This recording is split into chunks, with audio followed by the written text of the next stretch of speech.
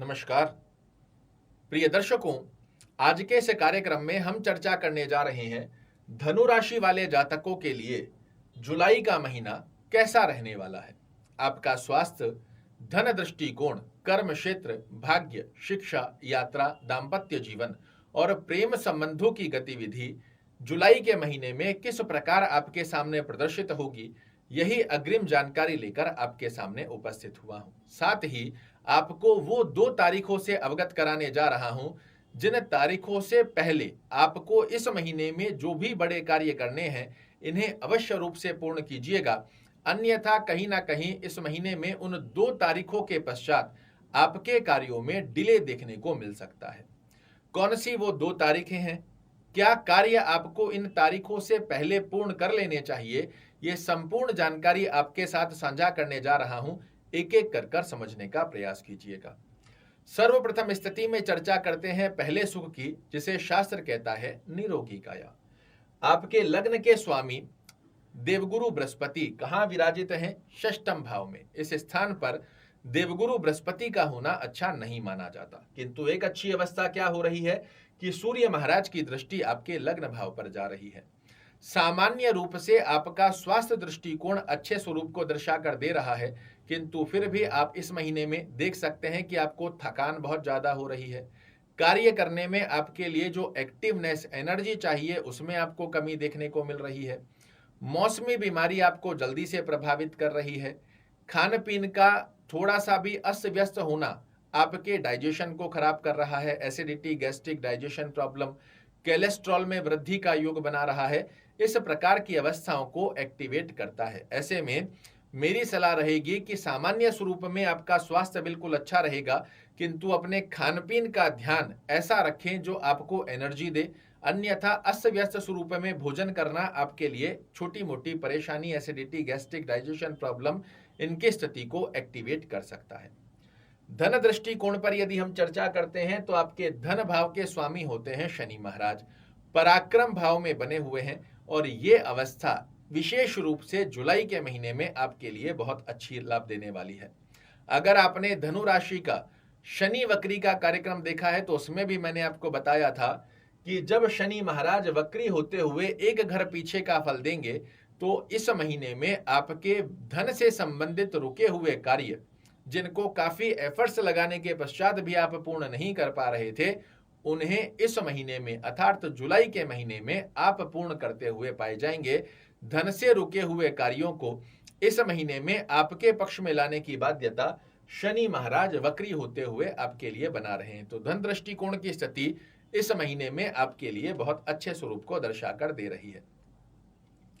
बात करें यदि कर्म दृष्टिकोण की स्थिति क्या संकेत दे रही है, तो आपके कर्म भाव के स्वामी बुध महाराज वर्तमान समय के अंदर अष्टम भाव में बने हुए हैं। आपने पिछले समय में भी देखा और अभी भी 19 जुलाई तक ही आपके अष्टम भाव में बने रहेंगे। यहां तक आपके कर्म क्षेत्र में कार्यों में डिले देखने को मिल सकता है। आपको लग रहा है कि बस अब ये कार्य हो जाएगा, फिर उसमें कुछ ना कुछ ऑब्स्टेकल की स्थितियां बन रही है। बनते बनते कार्यों में रुकावटों की स्थिति देखने को मिल रही है। ये अवस्था आपको 19 जुलाई तक देखने को मिल सकती है, किंतु यहाँ टेंशन लेने की बात नहीं, समझने की स्थिति है कि यदि आपके कार्यों में डिले देखने को मिल रही है तो आपको डीमोटिवेट नहीं होना है, फ्रस्ट्रेट नहीं होना है, क्योंकि 19 जुलाई के पश्चात 100% आपके वो कार्य जो कर्म क्षेत्र से संबंधित स्थितियों में डिले दिखा रहे हैं वो निश्चित रूप से पूर्ण होते हुए दिखाई देंगे। और यही एक विशेष अवसर होता है, यही एक विशेष अवस्था होती है जिन्हें ग्रह गोचरी अवस्था के आधार पर आपको किस समय में क्या कार्य करना है, किन बातों का ध्यान रखना है, कुछ डिले हो रहा है तो क्यों हो रहा है, कब पूर्ण हो जाएगा, कोई कार्य हमारे पक्ष में आएगा तो कब आएगा, वो आप सिर्फ और सिर्फ ज्योतिष के माध्यम से जान सकते हैं। और यही हमारा प्रयास रहता है कि आपको नियर फ्यूचर से संबंधित अवगत कराएं कि किन गतिविधियों में कौन से कार्य आपके रुकेंगे, किन कार्यों में आपको सफलता का योग प्राप्त होने जा रहा है। 19 जुलाई तक किसी भी प्रकार का तनाव नहीं लेना है। 19 जुलाई के पश्चात आप देखोगे तो बेहद श्रेष्ठ कारक अवस्था में आपके लिए सफलता के कर्म क्षेत्र में नए द्वार खुलते हुए दिखाई देंगे और इन दिनों में जो आप मेहनत करोगे उसके रिजल्ट भी आपके पक्ष में आते हुए अवश्य रूप से दिखाई देंगे। भाग्य दृष्टिकोण पर यदि हम चर्चा करते हैं तो आपके भाग्य भाव के स्वामी होते हैं सूर्य महाराज। सप्तम भाव में बने हुए हैं, बड़ी अच्छी अवस्था का योग बना रहे हैं।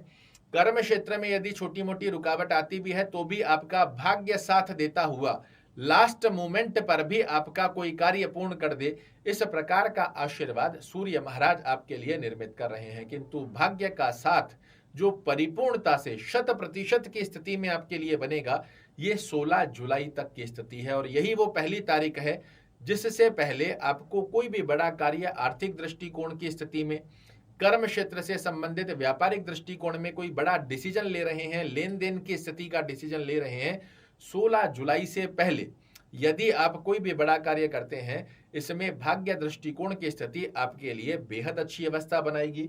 19 जुलाई के बाद बुध महाराज आपको कर्म क्षेत्र में चीजों को मैनेज करेंगे, किंतु भाग्य दृष्टिकोण का साथ आपके लिए 16 जुलाई से पहले बना हुआ है।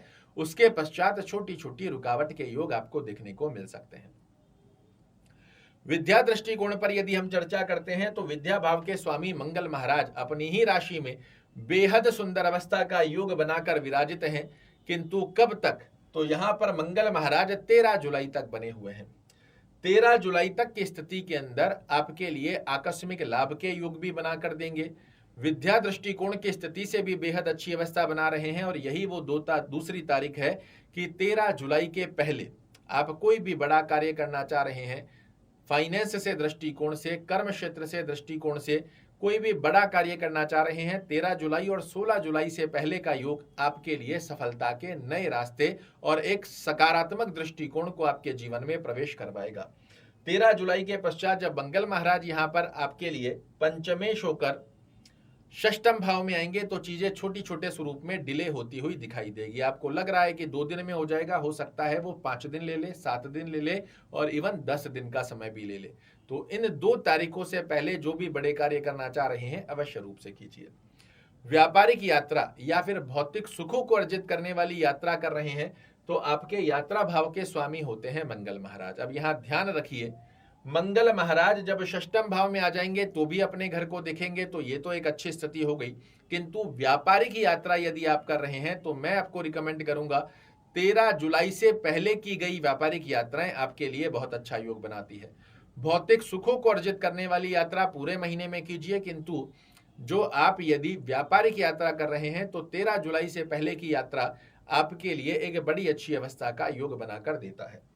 दाम्पत्य जीवन की स्थिति पर चर्चा करते हैं तो दाम्पत्य भाव के स्वामी बुध महाराज आपके लिए 19 जुलाई तक अष्टम भाव में बने हुए हैं। अच्छी स्थिति यह है कि बुध महाराज की स्थिति भी यहाँ सूर्य महाराज की स्थिति बनी हुई है, तो दाम्पत्य जीवन की स्थितियों में भी सामान्य अवस्था के योग बन रहे हैं, किंतु फिर भी स्वास्थ्य का थोड़ा सा ध्यान रखना, अपने पार्टनर के स्वास्थ्य का ध्यान रखना और साथ ही अंडरस्टैंडिंग रिलेटेड इशू छोटे मोटे ना बने, इसका भी ध्यान रखना आवश्यक रहेगा। प्रेम संबंधों की स्थिति 13 जुलाई तक की स्थिति में एक अच्छे स्वरूप को दर्शा रही है। इसके पश्चात आपकी ओवर एक्सपेक्टेशन कहीं ना कहीं आपके रिलेशन में खटास डाल सकती है। इस महीने कोई भी बड़ा कार्य करना चाह रहे हैं, प्रयास कीजिए मंगलवार के दिन, रविवार के दिन और साथ में ही गुरुवार के दिन कोई भी बड़ा कार्य करते हैं, इसमें आपके लिए एक अच्छी अवस्था का योग बनकर आएगा। शुभ रंग की यदि हम चर्चा करते हैं तो सफेद और लाल रंग का जितना ज्यादा आप प्रयोजन में लाते हो, ये आपके लिए एक बड़ी अच्छी अवस्था को दर्शा कर देगा।